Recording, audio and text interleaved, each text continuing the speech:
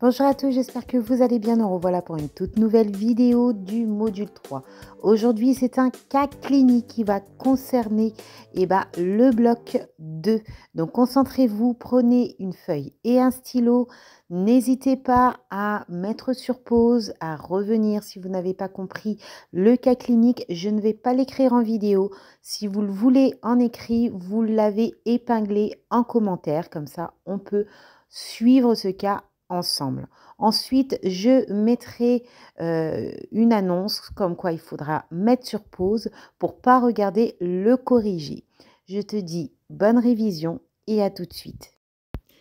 C'est parti pour le cas clinique. N'hésitez pas de prendre votre feuille et votre stylo, de descendre la vidéo jusqu'au premier commentaire épinglé afin de suivre le cas clinique avec moi. C'est parti, à vos marques, prêts, feu, go! Madame Berthe, âgée de 71 ans, est dans le service depuis maintenant 1 mois et demi. Elle présente une insuffisance cardiaque avec œdème des membres inférieurs et tachycardie à l'effort. Motif d'hospitalisation, décompensation de son insuffisance cardiaque et altération de l'état général. Au niveau du bilan de l'hospitalisation de Madame Berthe, une sonde à demeure a été posée et retirée il y a environ 2 jours. Perte d'autonomie pour la mobilisation. Au niveau de la situation du jour de Madame Berthe, sa température est de 39,5, le pouls à 110, pression artérielle 16,9, diurèse des 24 heures 300 ml. Lors de la prise des constantes, Madame Berthe se plaint de douleurs et de brûlures mictionnelles. Elle a chaud, transpire et son visage est rouge. Elle sonne très fréquemment pour être mise sur le bassin. Première question. En regard de la situation de Madame Berthe, listez les éléments à transmettre immédiatement oralement à l'infirmière. Et les autres exercices à faire sur ce cas clinique est d'établir des transmissions ciblées écrites ainsi que le relevé des constantes du jour sur la feuille de température. Bien, je te demande dans l'immédiat de mettre la vidéo sur pause, là, tout de suite, maintenant, pour ne pas voir la correction de ce cas clinique. Eh bien, correction. Prenez votre feuille et votre stylo et c'est parti. Donc, on va répondre à la question. Les éléments à transmettre oralement immédiatement à l'infirmière. Tout simplement, hyperthermie, température à 39,5. On visualise un pouls à 110, une diurèse faible de 300 ml, douleur abdominale qu'il faut absolument prévenir et brûlure mictionnelle. Maintenant, on va répondre à la deuxième question.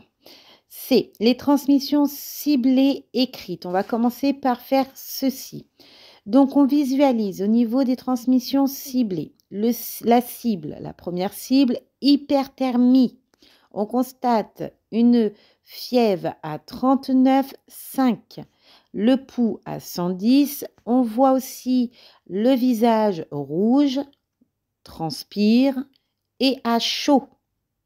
Les actions que vous allez devoir mettre, c'est transmettre à l'infirmière, surveillance de la température, découvrir la patiente, lui proposer un gant humide, changer si besoin literie, vêtements. Deuxième cible constatée, cible risque d'infection. On constate une hyperthermie, une sonde à demeure qui a été posée il y a 2 jours, douleur et brûlure mictionnelle, sonne très fréquemment pour avoir le bassin diurèse de 3000 ml.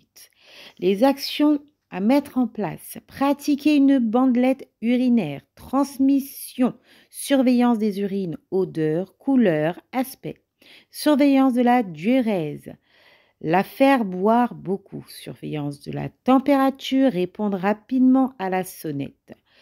Petite toilette régulière. Donc, la Dernière chose à faire était de relever les constantes du jour sur la feuille de température. Donc, relever sur la feuille de température en mettant le nom, le service, la date, la température, pression artérielle, diurèse et votre signature.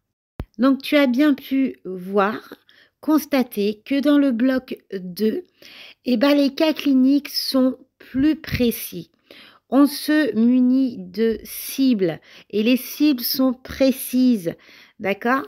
Donc voilà, il faut que tu t'entraînes au maximum. Je mettrai d'autres vidéos de cas cliniques. N'hésite pas à me faire savoir si ce genre de contenu en cas clinique te plaît, si tu arrives à suivre, si tu comprends. Voilà. N'hésite surtout pas à donner ton avis. En tout cas, si cela n'est toujours pas fait, je t'invite à t'abonner en actionnant cette petite cloche de notification. Ici, tu vas pouvoir réviser en forme de QCM, schéma et cas clinique. Voilà, et c'est des petites vidéos de 8 à 10 minutes que tu peux faire à tout moment de la journée. Je te dis à très très vite pour une prochaine vidéo. Bye!